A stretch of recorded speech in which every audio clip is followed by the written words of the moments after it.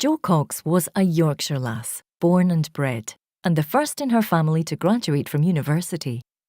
She was always committed to helping others and devoted her working life to exactly that, starting her career as a political assistant for an MP and MEP. She then spent a decade working in a variety of humanitarian roles, including senior posts at Oxfam. Jo spent a great deal of time seeing the helplessness of others and resolved to make a difference. She is quoted by the BBC as saying, "I've been in some horrific situations where women have been raped repeatedly in Darfur. I've been with child soldiers who have been given a Kalashnikov and killed members of their own family in Uganda. That's the thing that all of that experience gave me. If you ignore a problem, it gets worse." That ethos permeated Jo's life and inspired her to get involved in many campaigns and initiatives, helping stop mums and babies dying needlessly in pregnancy and childbirth, working to end modern slavery, and campaigning for human rights and democracy in Burma. She was elected MP for Batley and Spen in 2015 and worked to use her position for the good of people at home and abroad. She became a campaigner on issues relating to the Syrian civil war and founded and co-chaired the all-party parliamentary group Friends of Syria. She also established the Loneliness Commission to tackle the UK's loneliness crisis.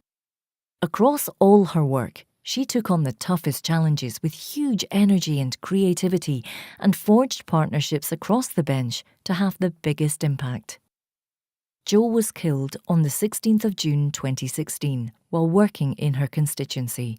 The day after Jo's death, her husband began fundraising for 3 charities closest to Jo's heart. By the end of November, almost £2 million had been raised. Oxfam also released an album in collaboration with the Glastonbury Festival in Jo's memory, with proceeds going to work with refugees.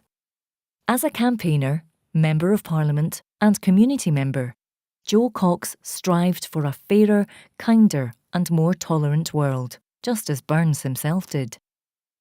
The Jo Cox Foundation has been set up to contribute to creating the world that Jo fought for, and to continue Jo's work on a raft of issues she championed.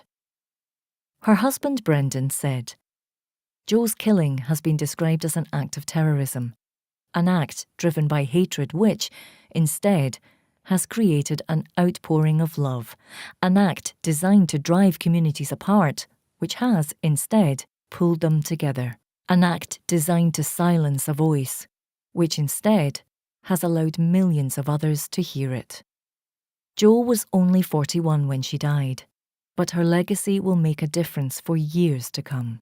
That's why she is a finalist for the Robert Burns Humanitarian Award 2017.